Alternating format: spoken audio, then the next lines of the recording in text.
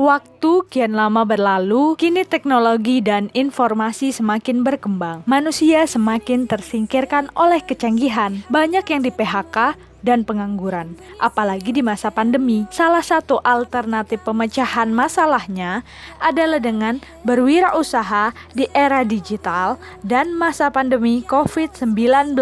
Berikut ini adalah paparan mengenai bisnis dari limbah, batang, dan kulit pisang dengan konsep digital marketing oleh Rosna Vidya Islamika dari Fakultas Ekonomi dan Bisnis. Sebelum kita mengetahui lebih lanjut mengenai bisnis yang telah disebutkan, ada baiknya kita mengetahui apa itu wirausaha dan mengapa wirausaha itu penting. Wirausaha adalah seseorang yang berani mengambil risiko dan melihat peluang sebuah usaha. Dengan berwirausaha, kita dapat menyalurkan hobi, ide, dan inovasi, mengurangi pengangguran, menciptakan lapangan kerja, fleksibilitas waktu kerja, jaminan pekerjaan di masa depan dapat diwariskan, melatih karakter dan mental baja, meraup lebih banyak keuntungan, dan yang terakhir adalah sebagai sumber penghasilan sampingan. Adapun persiapan dalam berwirausaha, yang pertama adalah kesiapan mental, pengetahuan dan keterampilan, sumber daya manusia, fisik, keuangan, informasi, dan waktu. Kedua, yaitu menyusun rencana usaha, niat menjadi pelaku usaha, menganalisis kemampuan pribadi, menetapkan pilihan produk atau jasa, mempelajari pasar, menentukan lokasi, mengembangkan produk pemasaran dan organisasi, mengembangkan aspek yuridis, administrasi, proteksi melalui asuransi, merencanakan komputerisasi, mengembangkan manajemen mutu, rencana keuangan, dan menyiapkan prasarana surat menyurat. Dan yang terakhir adalah memilih bentuk usaha, baik itu PT, firma, persekutuan komanditer atau CV, atau perusahaan dagang, ataupun koperasi. Setelah paparan mengenai persiapan wirausaha tadi, tentu kita akan berpikir bisnis apa yang cocok untuk limbah batang pisang dan kulit pisang. Yang pertama, limbah batang pisang dapat kita manfaatkan menjadi pupuk organik, sedangkan kulit pisang dapat kita manfaatkan menjadi dodol dan juga keripik. Berikut ini adalah cara membuat pupuk dari limbah batang pisang. Yang pertama, potong batang pisang. Semakin kecil ukuran batang pisang, akan semakin mempercepat proses pengomposan. Lalu, anginkan hasil cacahan tersebut hingga agak kering. Jika ingin hasil yang lebih baik, campurkan dengan bahan lain seperti serbuk gergaji dan arang sekam atau percampuran dari kompos lainnya. Kemudian, masukkan bahan yang sudah tercampur ke dalam bak pengomposan. Bak pengomposan ini dapat dibuat dengan memanfaatkan lahan berbentuk lubang di sekitar lahan kebun pisang. Biarkan 1 hingga 1,5 bulan, aduk setiap seminggu sekali, dan kompos yang sudah siap akan terlihat berubah warna dan kontur dari percampuran bahan tadi. Selanjutnya adalah pembuatan dodol dari kulit pisang. Bahannya, kulit buah pisang 1 kg, buah pisang 1/4 kg, gula merah 1/4 kg, gula pasir setengah kg, tepung ketan 1/4 kg, tepung beras 1/8 kg, santan kelapa 1000 ml, vanili setengah sendok teh, garam 1 sendok teh, dan air secukupnya. Lalu alatnya, panci perebus, pisau, blender, wajan besar, sutil atau pengaduk dodol, wadah, kompor, dan plastik kemasan. Makes me miss you more, even though there's someone new.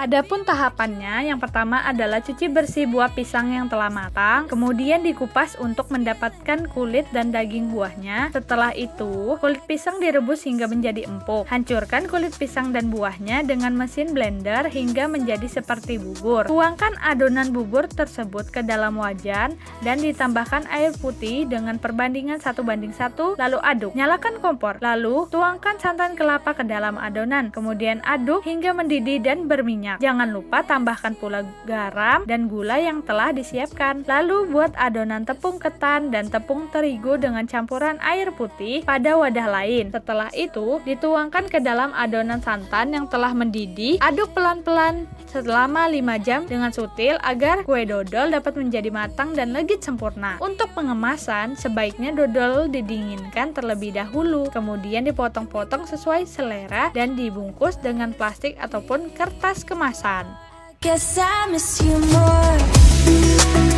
Berikut ini adalah membuat keripik kulit pisang. Bahan yang diperlukan adalah kulit pisang, garam, air kapur sirih, tepung, gula, dan minyak goreng. Sedangkan alat yang disiapkan adalah panci, pisau, wajan besar, sutil, wadah, kompor, dan plastik kemasan. Miss you more. Berikut ini adalah tahapan pembuatan keripik kulit pisang. Yang pertama, cuci bersih kulit pisang. Rendam kulit pisang dalam larutan air kapur sirih selama 20 menit untuk menghilangkan noda dan getahnya. Lalu, buat larutan air garam dengan cara melarutkan 1 sendok teh garam dalam 1 liter air. Yang kemudian, rendam kulit pisang ke dalam larutan air garam selama 20 menit. Lalu, buat lagi larutan air gula dengan cara melarutkan 3 sendok makan gula dalam 1 liter air. Kemudian, rendam kulit pisang selama 20 menit. Lalu, angkat dan tiriskan. Lalu, jemur kulit pisang hingga kering. Bila sudah, kulit siap untuk digoreng hingga kuning kecoklatan. Apabila ingin keripik yang berlapiskan tepung agar lebih crispy, gunakan adonan pisang yang dicelupkan ke dalam tepung. Lalu goreng keripik, angkat, dan tiriskan. Miss you more.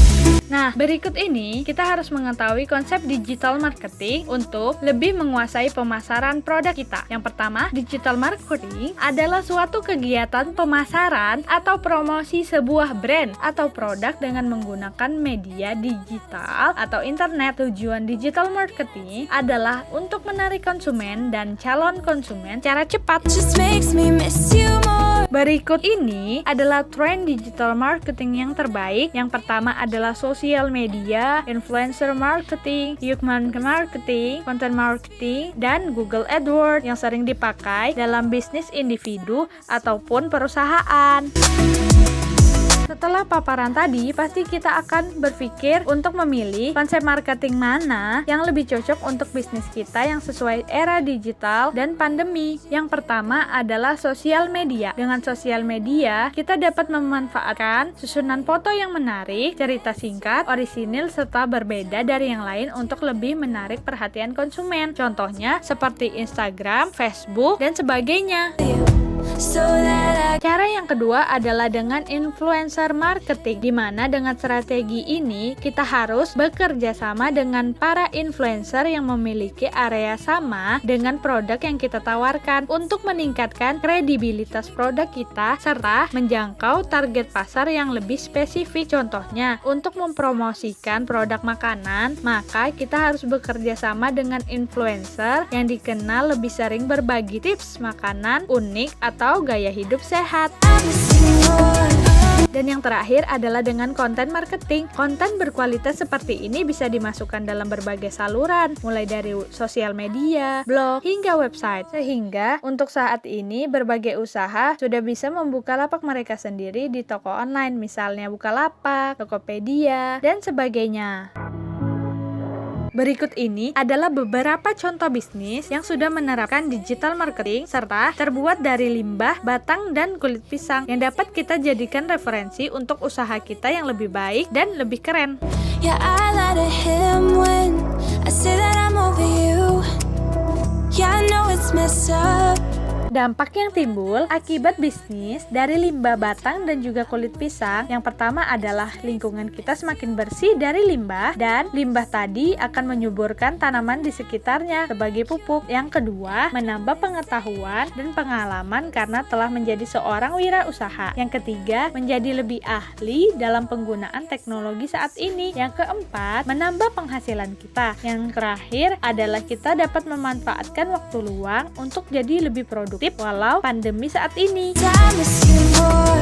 Got me thinking back. Usailah informasi dan pengetahuan yang dapat saya bagikan. Semoga informasi ini dapat bermanfaat bagi seluruh pihak. Saya ingin mengucapkan terima kasih kepada pemerintah Kota Samarinda, tepatnya Kelurahan Sambutan, Universitas Mula Warman, dan LP2M. Wassalamualaikum warahmatullahi wabarakatuh.